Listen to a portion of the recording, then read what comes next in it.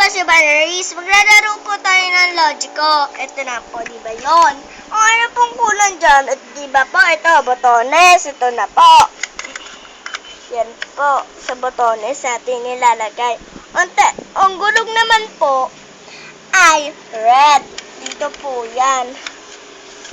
Yung telephone, Eddie, ito lang po.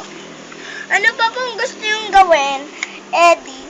Ito pong kulang sa house ay pintuan. Ito na po. Tapos yung pang-painting, ito na po. Eddie. Ayan po. Eddie yung sapatos. Eddie ito. Okay, tapos na po. Tingnan po natin kung correct. Tapos na po. Wow, tama. Check, check. Check, check, check, check, check, check. Okay na po, di ba? Ang galing ko po.